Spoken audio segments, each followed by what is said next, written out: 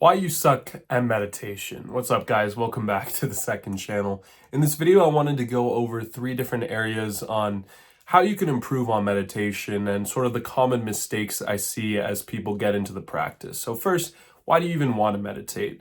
One of the biggest benefits that I got from meditation is the ability to be still without thought.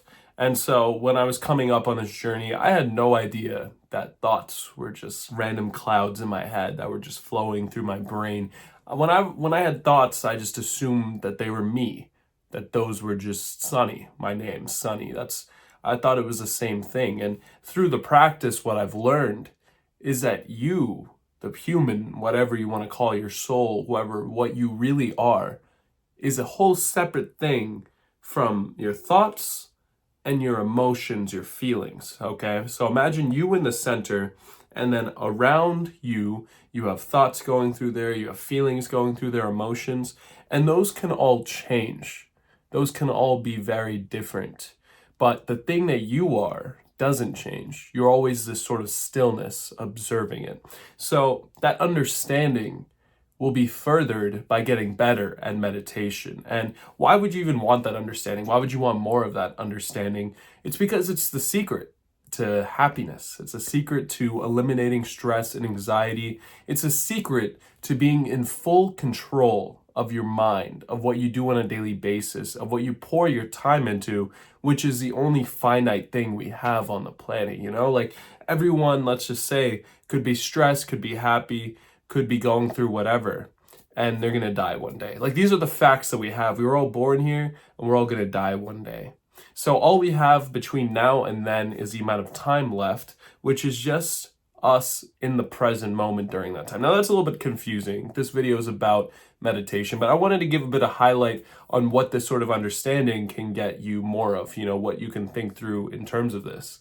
So the first common mistake that I see is that someone will try to meditate. They'll close their eyes, they'll set a timer for a couple minutes, and then they'll realize that, oh my God, like I'm starting to think right now. I'm having these thoughts and I cannot focus on my breath. That's what they say, right? Close your eyes, focus on your breath going in and out.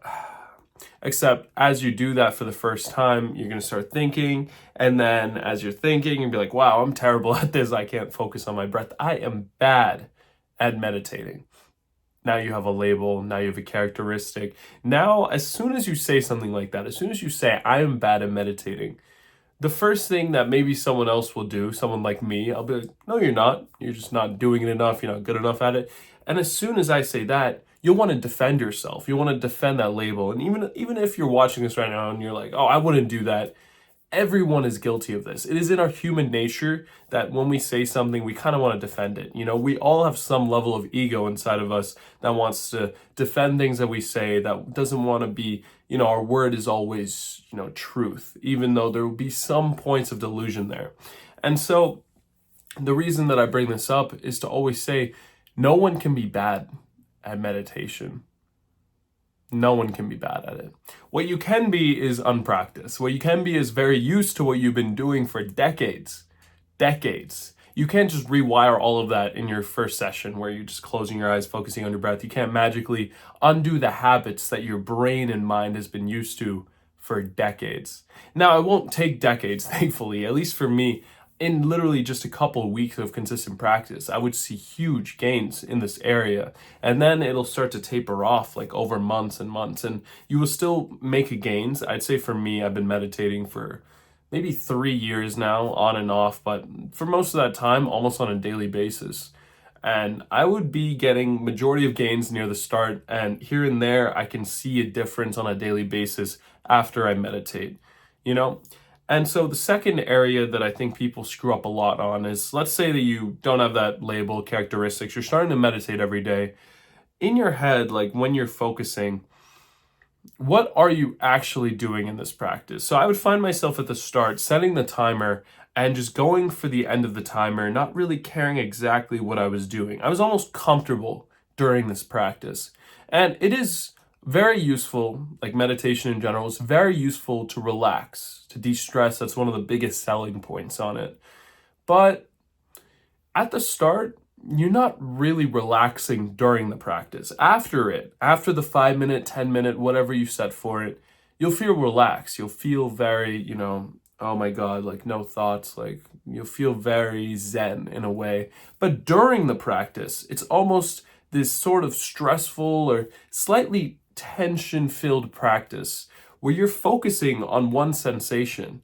You're not just letting yourself do whatever you want. You're not just letting your brain, your thoughts, you're going. There is a form of meditation where you do that, and it's called like the letting go, having zero control inside of yourself. And that's fine. It's similar to, I have a practice where I stare at a wall. And when I'm doing that, I'm not like focusing on my breath or a single point or anything. I'm just letting everything flow, and I want all my thoughts to come out.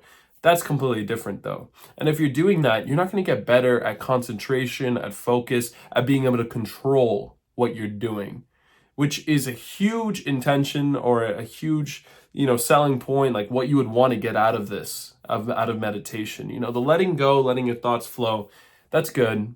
But I think that if you do that in combination with this, you'll be able to truly use your brain. If you're in control of when you let go of your thoughts and you let everything flow, and then you're also in control of when you're focused in on one point, that is the most powerful place to be, because you're in full control of how you're spending your time.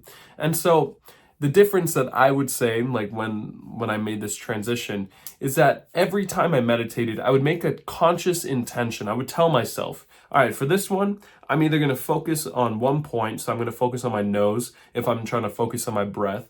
And then as I'm going in and out, I'll be thinking and feeling the sensation in my nose, and not switching to my mouth, not switching to my chest, not switching to my stomach, which are all other valid places that you could be putting this point of meditation in. But make sure you have one point and that you're focused on just keeping that sensation there. And you're going to naturally have thoughts, you're going to naturally have feelings and things that pop up. But then every time that your brain drifts to those things, which it will, which is normal, you gently bring your attention back to that point you are, and you forgive yourself. Which was, another huge thing for me, is that I would start to feel like I'm wasting my time if my brain was going to my thoughts. And I'd say you are if you don't do anything about it. But if you have that moment where your brain goes from your thoughts back to the sensation, back to the feeling of your breath, that transition is very productive. Every time you do that, it is a rep of your brain, of you building this willpower, this ability to move your attention from there to there.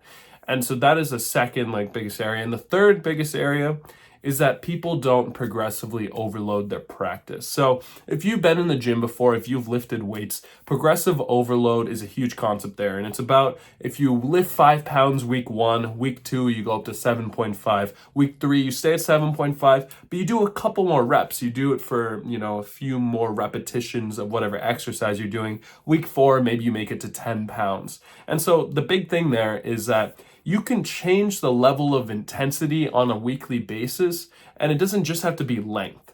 And so what we just talked about in that second area about meditation being about focusing on that one area and just keeping it on one area, you'll find that that is a lot harder to do than just a regular meditation where you set a big timer and, your mind drifts there, whatever. You're focused on your stomach now and then your nose now. It's like, that's two completely different practices here. So that's an intensity technique. And then length is another way to progressively overload. So if you're doing 20 minutes 1 week and then you increase that to doing 30 minutes a day, 40 minutes a day, that is another level of progressive overload. And my only tip here is that you should always be aiming to sort of just be a bit above your comfort zone while you're doing this. Now, you don't want to overwork yourself. You don't want to do hours and hours of meditation a day unless your intention is to become a monk. And I don't have that intention right now, but when I'm older, in a couple decades, I might have that intention. But for me right now, I would say that how I progressively overloaded is that when I have my different practices,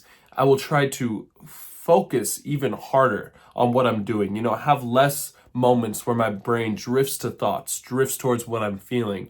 and is more concentrated. And if I'm at a point that I'm able to do that for a good amount of time, for whatever timer I set, then I can extend the time as well. But you don't want to sacrifice your concentration, because that is what you're building. That's the true power of meditation. So those are the three areas I think common mistakes people make, like why a lot of people suck in meditation or won't even get into it because they're so, they're just going through those steps, especially step one. If you are just at that point where you're saying, wow, like I suck at meditation, like whenever I try it, I'm just in my thoughts drifting out there.